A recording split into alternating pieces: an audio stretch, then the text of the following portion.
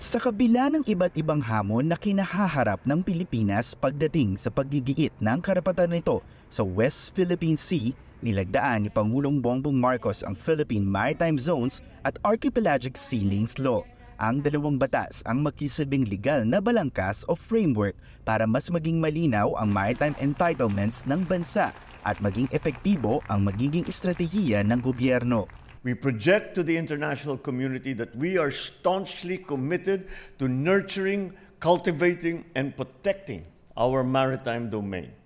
Sa ilalim ng Maritime Zones Law, maitatakda ang saklaw o lawak ng maritime area ng bansa base sa Konstitusyon, United Nations Convention on the Law of the Sea o UNCLOS at 2016 Arbitral Award.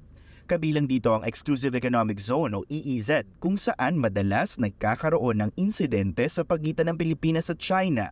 May eksklusibong karapatan ng Pilipinas o sovereign rights na gamitin ang marine resources na sakop ng EEZ. Hahatiin naman sa tatlong sea lanes ang karagatang nasasakupan ng bansa sa ilalim ng Archipelagic Sea Lanes Law. Ibig sabihin dito maaaring dumaan ang mga foreign vessel at aircraft o tinatawag na innocent passage. Sa pamamagitan nito mapipigilan ang mga di-otorisadong pamamalagi o pagpasok ng foreign vessels. Nakikipag-ugnayan na ang Pilipinas sa International Maritime Organization o IMO para kilalanin ang sea lanes. Sa oras na tanggapin ito ng IMO, sasabihin ng international agency sa mga barkong dadaan ng Pilipinas at posible ring magpataw ng sanctions o parusa kung lalabag.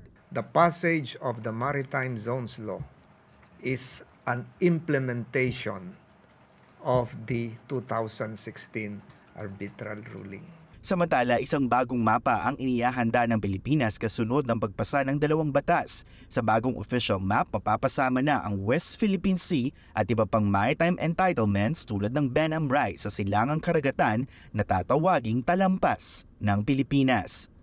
All areas where the Philippines has sovereignty and sovereign rights will be included in our new map. Matatanda ang tinutulan ng Pilipinas ang 10-dash line standard map ng China noong 2023 na sumasakop sa halos kabuuan ng South China Sea.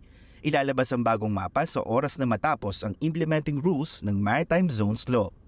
Aminadong gobyerno na hindi makokontrol ng mga bagong batas ang mga gagawing aksyon ng China sa West Philippine Sea, kaya patuloy pa rin daw ang paghahain ng diplomatic protest. Base sa datos ng DFA, nasa halos 200 na ang diplomatic protest na inihain ng gobyerno laban sa China. Para sa impormasyong napapanahon at balitang on demand, Tres Tanudalo, Newswatch Plus.